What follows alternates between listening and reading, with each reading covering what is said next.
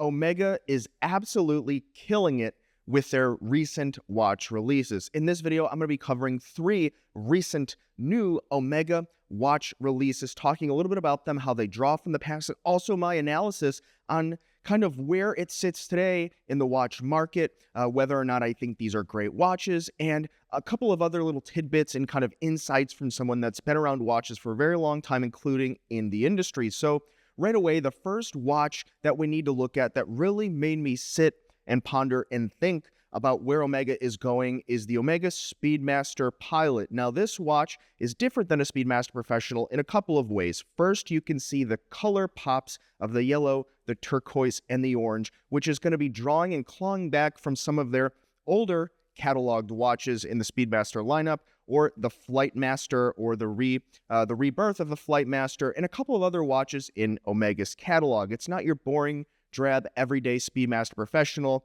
standard run, which is just going to be your typical kind of monotone black and whites color. This is something a little bit more fun and unique, and I think that's cool because today, in a saturated watch market with so many different options, that's really what the brands have to do in order to sell a watch and kind of pick a niche or a part of a niche of watch buyers and collectors that are going to be pulled into the watch when there's just so many comparable alternatives in the market.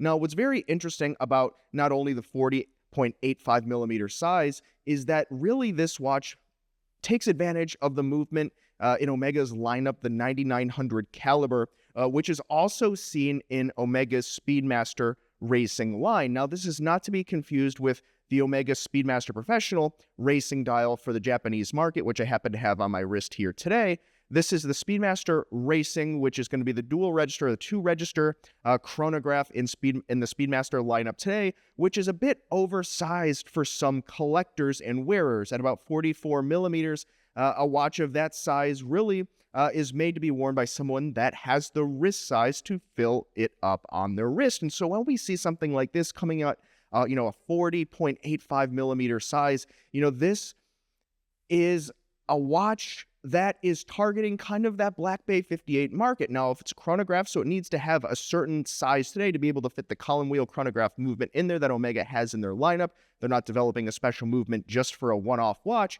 But for so many reasons that I've just mentioned here, this watch just, in my opinion, is killer. Smaller size, something like a Tudor Black Bay 58 market for a little bit of a smaller wrist, or if you like to wear a smaller size watch, you get the color splashes, and of course, it's Omega, so this is going to be coming with the utmost fit and finish that you would expect from the brand. Now, we could touch on the price point a little bit, but the reality is today, costs have gone up for the brands, so I have been very critical of brands on this channel, just raising their prices when I think it's just a little bit too high. But right now, I've really come to terms that, there is just going to be price increases. There always will be, likely, unless things economically even take a further downturn in the world.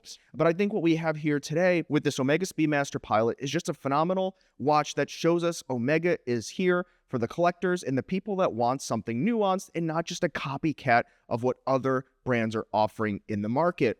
But that takes us into another watch that I think also just knocks it out of the park from Omega. They just launched it, didn't tell anybody about it, and this is going to be an iteration of the Seamaster Diver 300, this one in titanium with bronze gold on titanium. You can see the bronze gold there, the colors, and on the bezel, and the greens. And yeah, sure, there are some people out there that say, oh, it's kind of, it's just kind of like a dirty looking watch. Well, for a tool watch, that's appealing to many people. Even myself, I'm drawn to some colors that are a little bit darker and drab, a little more military-esque and inspired, and that's just a personal preference. Sure, it's not going to have that pop of that blue or some of the other colorways or the contrast of the black and the white, which is another popular iteration of the Seamaster, but this is just another option for another type of collector, which once again shows that Omega wants us. You have some brands like Rolex that just release whatever, puzzle piece styles and, all these other types of things in these fluorescent colors.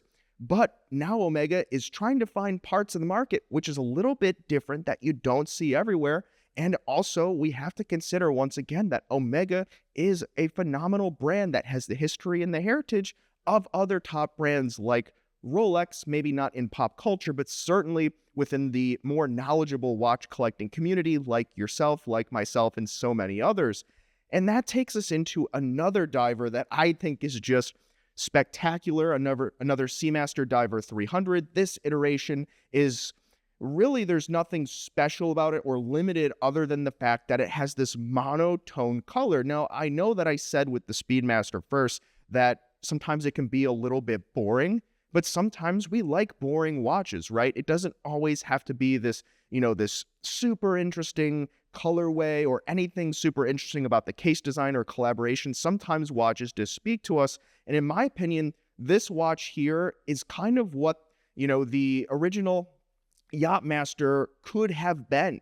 I think here, if you kind of compare this, what you saw with the Yachtmaster, with the platinum bezel from Rolex, sure, it's missing that pop of the red, but otherwise, I think it just delivers such a cool looking watch and another option for watch collectors, right? If you think of a Submariner from Rolex, how many options do you really have? You've got the two-tone, you've got the two-tone bluesy, you've got, you can get a gold one potentially depending on the year and the reference. You can get a couple of options, but you can't really choose so many different options, 10, 11, 12 plus options in the straps and the bracelets. And that is what is so interesting and, in my opinion, just very cool about Omega today is they're willing to offer, without, of course, sacrificing or watering down their brand, different options for different types of collectors and also the casual buyer. These are criticisms that oftentimes I have of other brands that maybe just focus on one particular type of buyer, or perhaps they just focus on enthusiasts, or perhaps they just focus on casual buyers. But somehow, some way, Omega, in my opinion, has been able to successfully develop a new product line and come out with new watches for a little bit of something for everyone. But I want to know, what do you have to say about these watches that Omega has recently just released? Do you like them? Do you hate them? Do you love them? I know some people are going to say, there's too many options now. Well, that's your opinion, and I'd love to see it and hear it in the comments below. Thanks again for watching, guys. You've been chatting with John P.